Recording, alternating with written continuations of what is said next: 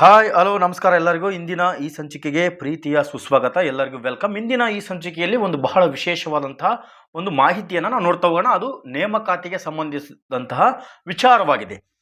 ಇದೇ ದಿನಾಂಕದಂದು 3/3/2026ರಲ್ಲಿ ಬಂದಂತಹ ವಿಚಾರ ಇದಾಗಿದ್ದು ಬಹಳ ಇಂಪಾರ್ಟೆಂಟ್ ಆಗುತ್ತೆ. ಇಷ್ಟು ದಿನ ಬಕಪಕ್ಷಿಯಂತೆ ಕಾದು ಕುಳಿದಂತಹ ನೇಮಕಾತಿಗೆ ಉದ್ಯೋಗಾಕಾಂಕ್ಷಿಗಳು ಇದು ಸಿಹಿ ಸುದ್ದಿಯಾಗಿದೆ. ನಾಳೆ ಅಂದರೆ 5ನೇ ತಾರೀಕಿಗೆ ಇದರ ಬಗ್ಗೆ ಫೈನಲ್ ಆಗಿ ನಮಗೆ ನೇಮಕಾತಿ ಎಷ್ಟೆಷ್ಟು ಮಾಡಬೇಕು ಅನ್ನೋದನ್ನು ತಿಳಿಸ್ಕೊಡಿ ಅಂತೇಳಿ director general of inspector general, ನೋಡಿ ಡೈರೆಕ್ಟರ್ ಜನರಲ್ ಮತ್ತು ಇನ್ಸ್ಪೆಕ್ಟರ್ ಜನರಲ್ ಪೊಲೀಸ್ ರವರ ಕಾರ್ಯಾಲಯ ನೃಪತುಂಗ ರೋಡ್ ಬೆಂಗಳೂರು ಇವರಿಂದ ಒಂದು ಕರ್ನಾಟಕ ಸರ್ಕಾರದಿಂದ ಪೊಲೀಸ್ ಇಲಾಖೆಗೆ ಸಂಬಂಧಿಸಿದಂತೆ ಒಂದು ಮಾಹಿತಿಯನ್ನು ಶೇರ್ ಮಾಡಿದ್ದಾರೆ. ಏನು ಸರ್ ಅದಂತಂದರೆ ನೋಡಿ, ಯಾರಿಗೆ ಇವರಿಗೆ ಪೊಲೀಸ್ ಮಹಾನಿರ್ದೇಶಕರು CID ಮತ್ತು ಆಂತರಿಕ ಭದ್ರತಾ ವಿಭಾಗ ಬೆಂಗಳೂರು ಮತ್ತು ಹೆಚ್ಚುವರಿ ಪೊಲೀಸ್ ಮಹಾನಿರ್ದೇಶಕರು KSRP ಬೆಂಗಳೂರು, ಎಲ್ಲ ನಗರ ಪೊಲೀಸ್ ಆಯುಕ್ತರುಗಳಿಗೆ, ಎಲ್ಲ ಜಿಲ್ಲೆ ಪೊಲೀಸ್ ಅಧೀಕ್ಷಕರುಗಳಿಗೆ ಅಂದರೆ ರೈಲ್ವೇಸ್ ಮತ್ತು KGF ಸೇರಿದಂತೆ ನೋಡಿ ಮಾನ್ಯರೇ, ವಿಷಯ ಏನಂದರೆ ಕರ್ನಾಟಕ ರಾಜ್ಯ ಪೊಲೀಸ್ ಇಲಾಖೆಯ ನೇರ ನೇಮಕಾತಿ ಹುದ್ದೆಗಳನ್ನು ಭರ್ತಿ ಮಾಡುವ ಕುರಿತು ಇದ್ರ ಬಗ್ಗೆ ವಿಷಯವನ್ನು ಮಾನ್ಯರು ಸಲ್ಲಿಸಿದ್ದಾರೆ. ನೋಡಿ ಸರ್ ಏನಿದೆ ಇದರಲ್ಲಿ ಅನ್ನೋದಾದರೆ ನೋಡಿ, ಮೇಲ್ಕಂಡ ವಿಷಯಕ್ಕೆ ಸಂಬಂಧಿಸಿದಂತೆ ಕರ್ನಾಟಕ ರಾಜ್ಯ ಪೊಲೀಸ್ ಇಲಾಖೆಯ ಈ ಕೆಳಕಂಡ ಹುದ್ದೆಗಳನ್ನು ನೇರ ನೇಮಕಾತಿಯ ಮೂಲಕ ಭರ್ತಿ ಮಾಡಿಕೊಳ್ಳಲು ಸರ್ಕಾರವು ಈಗಾಗಲೇ ಅನುಮತಿ ನೀಡಿದ್ದು. ನೋಡಿ, ಎಲ್ಲ ನನ್ನ ಸ್ಪರ್ಧಾ ಆಕಾಂಕ್ಷಿಗಳಿಗೆ ಇದೊಂದು ಖುಷಿ ಸುದ್ದಿ ಅಂತ ನಾನು ಅನ್ಕೊಂತೀನಿ.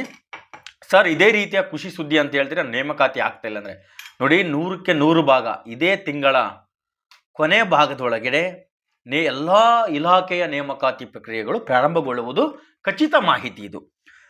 ನೋಡಿ, ಸದರಿ ಹುದ್ದೆಗಳನ್ನು ನಗರ ಜಿಲ್ಲಾ ಘಟಕಗಳಿಗೆ ಮರು ಹಂಚಿಕೆ ಮಾಡಿ ತಮ್ಮ ಘಟಕಗಳಿಗೆ ಹಂಚಿಕೆಯಾಗಿರುವ ಹುದ್ದೆಗಳಿಗೆ ಸಂಬಂಧಿಸಿದಂತೆ ವರ್ಗೀಕರಣದ ವಿವರವನ್ನು ನೇಮಕಾತಿ ವಿಭಾಗಕ್ಕೆ ಒದಗಿಸಲು ಈ ಹಿಂದೆ ನಿರ್ದೇಶನ ಮಾಡಲಾಗಿತ್ತು. ನೋಡಿ, 2025 ಸೆಪ್ಟೆಂಬರ್ನಲ್ಲಿ ಒಂದು ಎಲ್ಲ ನಗರಗಳಿಗೆ ಕಮಿಷನರೇಟ್ಸ್ ಆಗಿರ್ಬೋದು, ಎಲ್ಲ ಡಿಸ್ಟ್ರಿಕ್ಟ್, ಎಲ್ಲ ಪಡೆಗಳು ಅಥವಾ ಘಟಕಗಳಿಗೆ ಒಂದು ಮರು ಹಂಚಿಕೆ ಮಾಡಿ ತಮ್ಮ ಘಟಕಗಳಿಗೆ ಹಂಚಿಕೆಯಾಗಿರುವ ಹುದ್ದೆಗಳ ಬಗ್ಗೆ ಒಂದು ವರ್ಗೀಕರಣ ವಿವರವನ್ನು ನೀಡಿ ಅಂತೇಳಿ ನೇಮಕಾತಿ ವಿಭಾಗ ಒಂದು ನಿರ್ದೇಶನವನ್ನು ಮಾಡಿತ್ತು. ಅದರಂತೆ ತಮ್ಮ ಘಟಕಗಳಿಂದ ಚಾಲ್ತಿ ಮೀಸಲಾತಿ ಅಥವಾ ರೋಸ್ಟರ್ ನಿಯಮಗಳ ಅನ್ವಯ ವರ್ಗೀಕರಣ ಮಾಡಿ ವರ್ಗೀಕರಣದ ವಿವರವನ್ನು ನೇಮಕಾತಿ ವಿಭಾಗಕ್ಕೆ ಕಳಿಸಲಾಗಿರ್ತದೆ. ನೋಡಿ, ಆಲ್ರೆಡಿ ನೇಮಕಾತಿ ವಿಭಾಗಕ್ಕೆ ಆಯಾ ನಗರ ಜಿಲ್ಲಾ ಘಟಕ ಅಥವಾ ಪಡೆಗಳು ಇದರ ಮುಖಾಂತರ ಆಲ್ರೆಡಿ ಇಷ್ಟು ಹುದ್ದೆಗಳು ಇಷ್ಟು ಜಾತಿಗೆ ಅಥವಾ ರೋಸ್ಟರ್ ಬಿಂದು ಅಥವಾ ಮೀಸಲಾತಿಯ ಅನುಗುಣವಾಗಿ ನಮಗೆ ಇಷ್ಟು ಹುದ್ದೆಗಳು ಬೇಕಂತೇಳಿ ಆಲ್ರೆಡಿ ಮಾಹಿತಿಯನ್ನು ರವಾನಿಸಲಾಗಿದೆ. ಸರ್ ಹಾಗಾದರೆ ಯಾವ್ಯಾವ ಹುದ್ದೆಗಳು ಎಷ್ಟೆಷ್ಟಿದೆ, ಅದು ಕಲ್ಯಾಣ ಕರ್ನಾಟಕ ಆಗಿರ್ಬೋದು, ಕಲ್ಯಾಣ ಕರ್ನಾಟಕೇತರ ಆಗಿರ್ಬೋದು, ನೋಡ್ತಾ ಹೋಗೋಣ. ನಿಮಗೆ ಇದ್ರ ಬಗ್ಗೆ ಮಾಹಿತಿಯನ್ನು ಕೊಡ್ತಾ ಹೋಗ್ತೇನೆ. ಹಾಗೂ ಇದ್ರ ಬಗ್ಗೆ ಮಾಹಿತಿ ತಿಳ್ಕೊತ ಪದವಿನ ಅಥವಾ PUCನ ಅಂತ ನಿಮಗೆ ತಿಳಿಸ್ತಾ ಹೋಗ್ತೇನೆ. ನೋಡಿ, ಡಿಟೆಕ್ಟಿವ್ ಸಬ್ ಇನ್ಸ್ಪೆಕ್ಟರು ಇದು ಡಿಗ್ರಿ ಮೇಲೆ ಮಾಡೋಂತಹ ಹುದ್ದೆಯಾಗಿರೋದ್ರಿಂದ ಕಲ್ಯಾಣ ಕರ್ನಾಟಕಕ್ಕೆ 5 ಹುದ್ದೆಗಳು, ಕಲ್ಯಾಣ ಕರ್ನಾಟಕೇತರಕ್ಕೆ 15 ಹುದ್ದೆಗಳು, ಟೋಟಲ್ 20 ಹುದ್ದೆಗಳು ಖಾಲಿ ಇದೆ. ಅದೇ ರೀತಿಯಾಗಿ ಸಶಸ್ತ್ರ police constable APC armed police constable ಕಲ್ಯಾಣ ಕರ್ನಾಟಕಕ್ಕೆ 275, ನಾನ್ ಕಲ್ಯಾಣ ಕರ್ನಾಟಕಕ್ಕೆ 1375, ಟೋಟಲ್ 1650. ನೋಡಿ, ಈ ನೇಮಕಾತಿ ಪ್ರಕ್ರಿಯೆ ಪ್ರಾರಂಭಗೊಂಡ್ರೆ 2018ರ ಈಚೆಗೆ ಅತಿ ದೊಡ್ಡ ನೇಮಕಾತಿ ಇದಾಗುತ್ತೆ. ನೋಡಿ, ನಾಗರಿಕ police constable civil 610 Kalyana Karnataka, big ಇದು ಅತಿ ದೊಡ್ಡ ನೇಮಕಾತಿ ಇದು. 3500 ಹುದ್ದೆಗಳು ಕಲ್ಯಾಣ ಕರ್ನಾಟಕೇತರ, ನಾನ್ HK, ಟೋಟಲ್ 4110 ಹುದ್ದೆಗಳನ್ನು ಆರ್ಥಿಕ ಇಲಾಖೆಯಿಂದ ಅನುಮತಿಯನ್ನು ಪಡೆದುಕೊಂಡು ಆಯಾ ಘಟಕಗಳು ನಗರ ಜಿಲ್ಲಾ ಈ ಪಡೆಗಳಿಂದ ಮಾಹಿತಿಯನ್ನು ರವಾನಿಸಲಾಗಿದ್ದು ಇದು ಅಂತಿಮವಾಗಿರುತ್ತದೆ. ನೋಡಿ, special reserve police constable KSRP Karnataka state reserve police constable 532 Kalyana Karnataka, 1500 ಕಲ್ಯಾಣ ಕರ್ನಾಟಕೇತರ.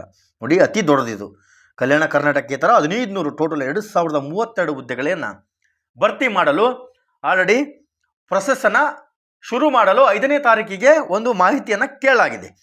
Police constable KSISF Karnataka state industrial security force 364 Kalyana Karnataka ಇದ್ದರೆ ಟೋಟಲ್ 364, ನಾನ್ ಕಲ್ಯಾಣ ಕರ್ನಾಟಕ ಏತರ ಯಾವುದೇ ಹುದ್ದೆಗಳು ಮೀಸಲು ಇರುವುದಿಲ್ಲ. ಸರ್ ಬನ್ನಿ ಹಾಗಾದರೆ ಇವರು ಇನ್ನೊಂದು ಮಾಹಿತಿಯನ್ನು ಹಂಚಿಕೊಂಡಿದ್ದಾರೆ. ಸರ್ಕಾರವು ಪರಿಶಿಷ್ಟ ಜಾತಿ ಪರಿಶಿಷ್ಟ ಪಂಗಡಗಳಿಗೆ ಮೀಸಲಾತಿ ಪ್ರಮಾಣವನ್ನು ಕ್ರಮವಾಗಿ 15ರಿಂದ 17ಕ್ಕೆ ಹಾಗೂ 3ರಿಂದ 7ಕ್ಕೆ ಹೆಚ್ಚಿಸಲಾಗಿತ್ತು. ಇದು ಎಲ್ಲರಿಗೂ ಗೊತ್ತಿರುವಂತಹ ವಿಚಾರವಾಗಿದೆ. ಈ ವಿಚಾರದಿಂದನೇ ನೇಮಕಾತಿಯು ಪ್ರಕ್ರಿಯೆ ಒಂದು ಸ್ವಲ್ಪ ಮೂಲೆ ಗುಂಪಾಗಿತ್ತು. ಕರ್ನಾಟಕ ಅನುಸೂಚಿತ ಜಾತಿಗಳು ಮತ್ತು ಅನುಸೂಚಿತ ಪಂಗಡಗಳ ಶೈಕ್ಷಣಿಕ ಸಂಸ್ಥೆಗಳಲ್ಲಿನ ಸ್ಥಾನಮಾನಗಳಲ್ಲಿ ಮತ್ತು ರಾಜ್ಯಾಧೀನ ಸೇವೆಗಳಲ್ಲಿ ನೇಮಕಾತಿ ಅಥವಾ ಹುದ್ದೆಗಳಲ್ಲಿ ಮೀಸಲಾತಿಯನ್ನು ಕೊಡಬೇಕಂತ ಆದೇಶ ಆಗಿತ್ತು 2022ರ ಅಧಿನಿಯಮ. ಇದನ್ನು ಘನ ಉಚ್ಚ ನ್ಯಾಯಾಲಯ ಹೈಕೋರ್ಟು ರಿಟ್ ಅರ್ಜಿ ಸಂಖ್ಯೆ ಸೋನ್ಸೋ ಇಷ್ಟರಲ್ಲಿ ಪ್ರಶ್ನೆ ಮಾಡಲಾಗಿತ್ತು. ಘನ ಉಚ್ಚ ನ್ಯಾಯಾಲಯವು ಸದರಿ ಅರ್ಜಿಗಳ ಸಂಬಂಧ ದಿನಾಂಕ 27/11/2025 ನೀಡಿರುವ ಮಧ್ಯಂತರ ಆದೇಶ.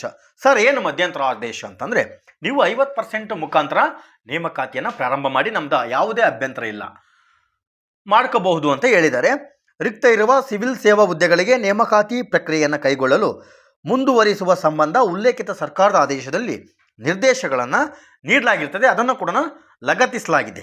ಏನು ಸರ್ ಹಾಗಂದರೆ, ಆದ್ದರಿಂದ ಈಗಾಗಲೇ ತಮ್ಮ ಕಚೇರಿ ಅಥವಾ ಘಟಕಗಳಿಂದ ಮೇಲ್ಕಂಡ ಹುದ್ದೆಗಳಿಗೆ ಸಂಬಂಧಿಸಿದಂತೆ ಒದಗಿಸಲಾಗಿರುವ ವರ್ಗೀಕರಣದ ವಿವರವನ್ನು ಉಲ್ಲೇಖಿತ ಸರ್ಕಾರದ ಆದೇಶದಲ್ಲಿ ನೀಡಿರುವ ನಿರ್ದೇಶನಗಳ ಅನುಸಾರ ಪರಿಶೀಲಿಸಿ ತಮ್ಮ ಘಟಕಗಳಿಗೆ ಹಂಚಿಕೆ ಮಾಡಿರುವ ಒಟ್ಟು ಹುದ್ದೆಗಳಲ್ಲಿ 6% ಹುದ್ದೆಗಳನ್ನು ಕಾಯ್ದಿರಿಸಿಕೊಂಡು ಉಳಿದ ಹುದ್ದೆಗಳಿಗೆ ಸಂಬಂಧಿಸಿದಂತೆ ನೇರ ಮೀಸಲಾತಿಯನ್ನು ಸರ್ಕಾರ ಆದೇಶ ಸಂಖ್ಯೆ ಸೋನ್ಸೋ ದಿನಾಂಕ 28/12/2022 ಆದೇಶದಲ್ಲಿ ಪೂರ್ವದಲ್ಲಿ ಏನು ಜಾರಿಯಲ್ಲಿತ್ತೋ ಮೀಸಲಾತಿ 15% SC ಆಗಿರ್ಬೋದು, 3% STಗಾಗಿರ್ಬೋದು, ಈ ರೋಸ್ಟರ್ ಬಿಂದುಗಳಂತೆ 1995ರ ಅನ್ವಯ ಮೀಸಲಾತಿ ಪ್ರಮಾಣವನ್ನು 50%ಕ್ಕೆ ಅಂದರೆ ಸಮತಳ ಮೀಸಲಾತಿಯನ್ನು ಸರ್ಕಾರದ ಆದೇಶ ಸಂಖ್ಯೆ ಇಷ್ಟರಲ್ಲಿ 8/3/2025 ನಿಗದಿಪಡಿಸಲಾಗಿರುವ ರೋಸ್ಟರ್ ಬಿಂದುಗಳ ಅನುಸಾರ ವರ್ಗೀಕರಣ ವಿವರವನ್ನು ತಯಾರಿಸಿ ನೋಡಿ ದಿನಾಂಕ 5/3/2026 ಒಳಗಾಗಿ ನೇಮಕಾತಿ ವಿಭಾಗಕ್ಕೆ ಕಳಿಸಲು ನಿಯಮಾನುಸಾರ ಕ್ರಮ ವಹಿಸುವಂತೆ ಕೋರಲಾಗಿದೆ. ಯಾರು DG and IGP ರವರು ಕರ್ನಾಟಕ ಸರ್ಕಾರದ ವತಿಯಿಂದ ಪೊಲೀಸ್ ಮಹಾನಿರ್ದೇಶಕರು ಈ ಮಾಹಿತಿಯನ್ನು ಹಂಚಿಕೊಂಡಿದ್ದಾರೆ. ನೋಡಿ ಇದೇ 5ನೇ ತಾರೀಕು, ಇದೇ ನಾಡಿದ್ದು 5/3/2026 ಒಳಗಡೆಯಾಗಿ, ಅದೇ ನಾಳೆ ಒಳಗಡೆಯಾಗಿ ನೀವು ಕ್ರಮ ವಹಿಸುವಂತೆ ಕೋರಲಾಗಿದೆ. ಯಾರು ಕೋರಿದರು? ತಮ್ಮ ವಿಶ್ವಾಸಿ Salim sir, doctor MA Salim sir IPS, director general of police ಮತ್ತು ಇನ್ಸ್ಪೆಕ್ಟರ್ ಜನರಲ್ ಆಫ್ ಪೊಲೀಸ್ ಅವರು ತಿಳಿಸಿಕೊಡಲಾಗಿದೆ. ಯಾರ್ಯಾರಿಗೆ ಈ ಪ್ರತಿಯನ್ನು ಪೊಲೀಸ್ ಮಹಾನಿರ್ದೇಶಕರ ನೇಮಕಾತಿ ಬೆಂಗಳೂರು ಮತ್ತು ಎಲ್ಲ KSRP ಮತ್ತು KSISF ಕಮಾಂಡೆಂಟ್ಗಳಿಗೆ ಸೂಕ್ತ ಕ್ರಮಕ್ಕಾಗಿ ಇದನ್ನು DGP ಕಂಟ್ರೋಲ್ ರೂಮ್ ಬೆಂಗಳೂರು ಅವರಿಂದ ಹಂಚಿಕೆ ಮಾಡಲಾಗಿದೆ. ಒಟ್ಟಾರೆಯಾಗಿ ಇದ್ರ ಬಗ್ಗೆ ನಾವು ಹೇಳ್ತಾ ಹೋಗೋದಾದರೆ, ನೇಮಕಾತಿ ಪ್ರಕ್ರಿಯೆಯು ಇದೇ ತಿಂಗಳ ಬಜೆಟ್ ನಂತರ ಪ್ರಕ್ರಿಯೆಯು ಪ್ರಾರಂಭಗೊಳ್ಳುವುದು 100ಕ್ಕೆ 100 ಸತ್ಯ. ನೀವು ಸ್ಟಡಿ ಕಡೆಗೆ ಗಮನ ಕೊಡ್ತಾ ಹೋಗಿ, ಈ ಏನು ಊಹಾಪೋಹಗಳಿಗೆ ನೀವು ತಲೆ ಕೆಡಿಸ್ಕೋಬೇಡಿ, ಚೆನ್ನಾಗಿ ಓದಿ, ಎಲ್ಲರೂ ನೀವು ಕಂಡಂಥ ಕನಸು ನನಸಾಗಲಿ ಅಂತ ಹೇಳ್ಕೊಂತ ಈ ಸಂಚಿಕೆಯನ್ನು ಮುಗಿಸ್ತಾ ಇದ್ದೀನಿ. ಎಲ್ಲರಿಗೂ ಧನ್ಯವಾದಗಳು, ನಮಸ್ಕಾರ.